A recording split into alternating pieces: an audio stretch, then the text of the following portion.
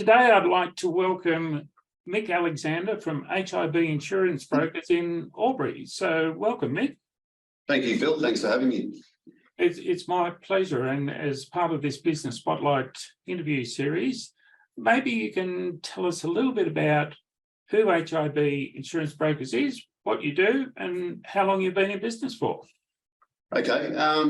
HIB Insurance Brokers was originally haulage insurance brokers. My mum and dad started the business back in 1981, and dad specialised in the transport sector. Okay. I grew up here in Albury, did my schooling here, and then I moved away for a while. And during that time, I started working for a brokerage in Sydney that specialised in the amusement and leisure industry. So I sort of got sick of Sydney and wanted to move back home. So whilst I was in Sydney, I told Dad that I was eventually going to come home, but didn't want to just do transport or just be known as a transport broker. So they abbreviated the name to HIB Insurance Brokers. And then I think it was 2003, I moved back to Albury. And yeah, a few changes in the amusements industry. A couple of old clients started to ring me up, and yeah, here we are today. So my wife and I bought the business about 8 to 10 years ago. Right. And, yeah, we had a little branch. My brother who works for us, he moved down to Melbourne with his wife for a couple of years, and then they've moved back here to start a family. So at the moment we've got clients all over Australia, but yeah, only Albury's the only location. Right. And in terms of HIB Insurance Brokers, then what sort of insurance services do you cover? So we do anything to do with the corporate space. So obviously we've still got a fair bit of transport, as that's the background of the business. Yes. We would probably do somewhere between 90 and 95% of all the major amusement ride operators in Australia. So you think of the Sydney show or Melbourne show, any of those capital shows. Yep.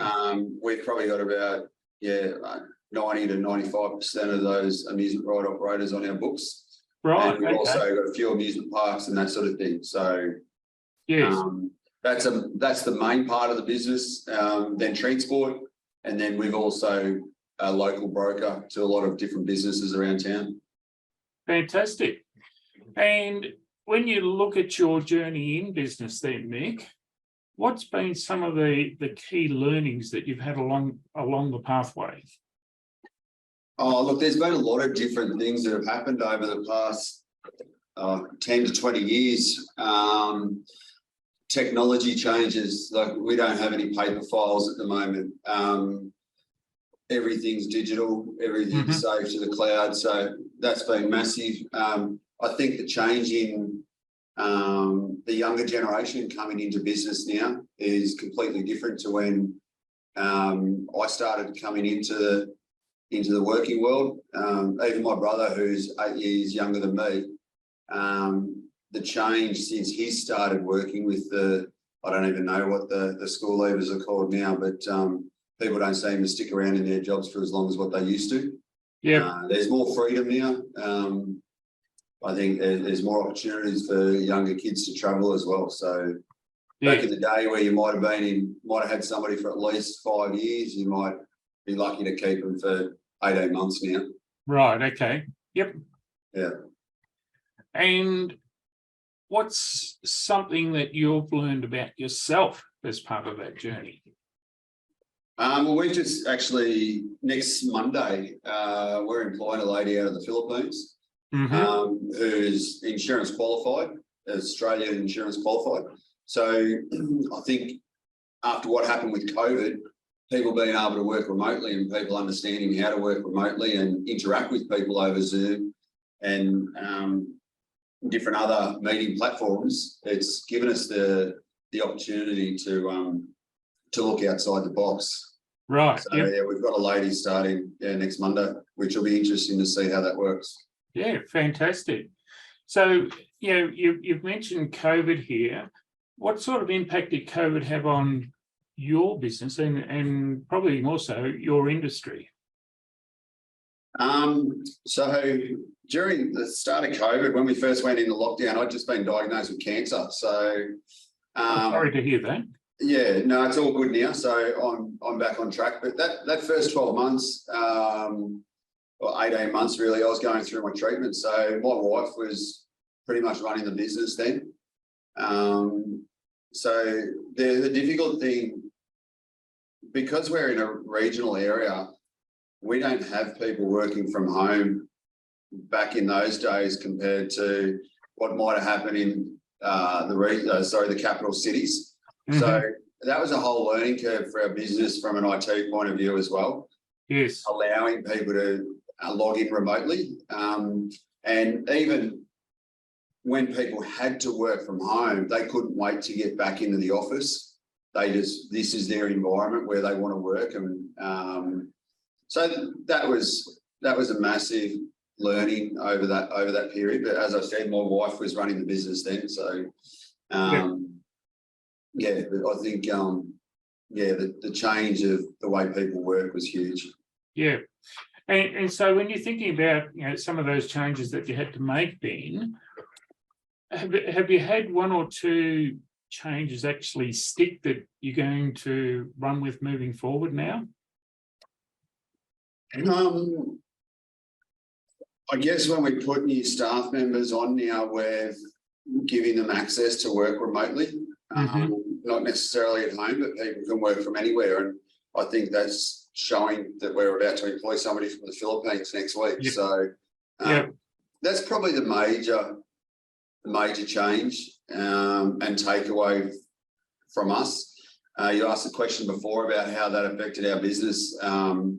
It was huge. The whole amusement leisure industry just shut down. So the business took a fair hit. Right. Yep. Obviously, transport continued to move along. It was thriving actually.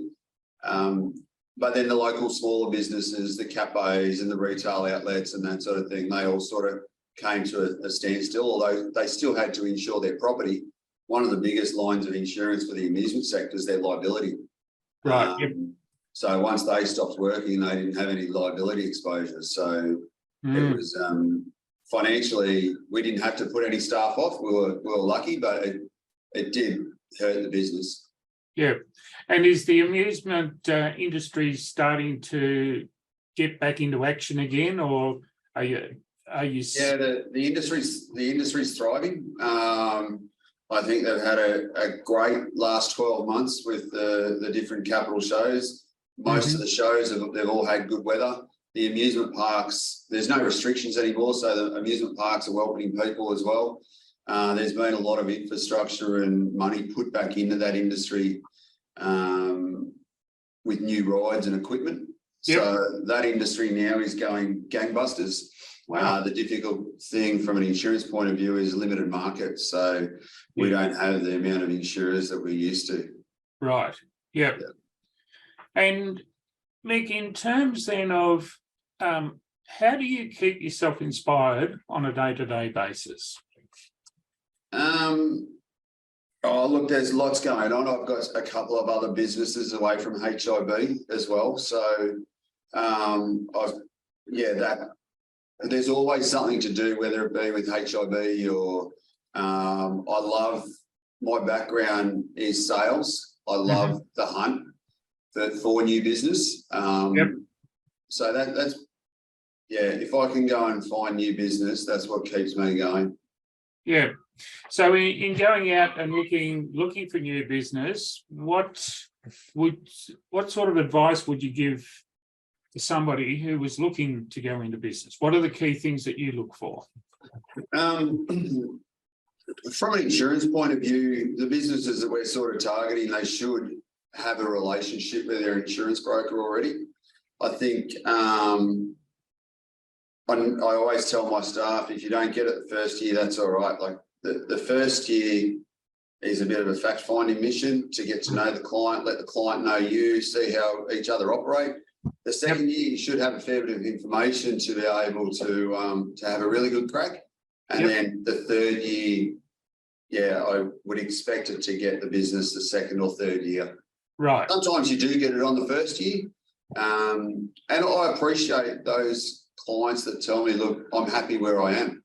Yes. And I always let them know that that's fine. If anything changes, please feel free to give me a buzz. And with the difficulties that we've had over the past couple of years with trying to find different markets for insurers and the amusement industry, people that I've kept in touch with from when I was working in Sydney are now clients, but they hadn't been for 20 years, but the door was always open and the conversations continued to happen. So I think one of the key things from sales point of view is just because they say no doesn't mean that it's never going to happen.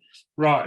Don't get disheartened. I think a lot of people take a knockback personally. Yes. Yep. And you just can't do that because, as I said, they should have a relationship with their broker, as all do my clients. They've got a relationship with either myself or my team. Yep. And I wouldn't want them to change after 12 months, like of somebody just knocking on their door. Yeah, so just stick at it and yeah, the time will come. Yeah, absolutely.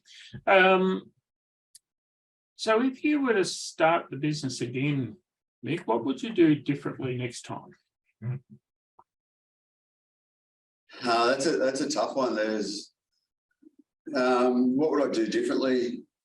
Look, I reckon it'd be very difficult to start a business today in the insurance space. I take my hat off to my dad and mother that started here. Like I was only 4 years old when Dad started the business with a young family at home. He really put it on the line to have a crack. Yep. The financial strains in today's society, I'm sure they were similar back then, but yeah, I don't know whether I'd want to start from scratch in the insurance industry again. It'd be obviously a lot easier now that I've got a background. I've got a good clientele and I've got a lot of relationships, both on the insurer point of view and the client's point of view. So I think the other thing is you just need to do your homework as well. Like yep. Learn to crawl before you can walk. Look, my mum and dad, I worked for them for 18 months and mum told me to pack my bags and get going. They gave me the sack and I was just a young, 19-year-old. Yep. Having the time of my life, and I was coming to work to get a bit of money for the weekend's activities. Yes. And yeah, I think you've just got to do your apprenticeship before you go into business by yourself. Look, I couldn't agree more on that one, Mick. And so in terms then of the future, what do you see as being the main challenges moving forward, first of all, for your industry, for you personally, and then for the business? Well, as a manager, both for me and personally and the business, I think the hardest thing is finding staff, and it's not just this industry; it's everywhere. Yep. We've been advertising for a number of years, looking for staff, qualified staff. We can find trainees and train them up, and that works quite well. But as I said earlier, they don't necessarily stick around. They might do their traineeship and then move on. I think, yeah, staffing's the main issue that I see in the next couple of years, and hopefully this lady that we've employed out of the Philippines will take us down a different path that we haven't really looked at before. And yeah, like we could do with another probably 3 to 5 staff at the moment. Okay. But yeah, we'll see how it works out with the Philippines and go from there. Yes. Yeah. And for yourself personally, what do you see the personal challenges that you're facing? Staffing to try and manage the clientele that we've got. Yeah.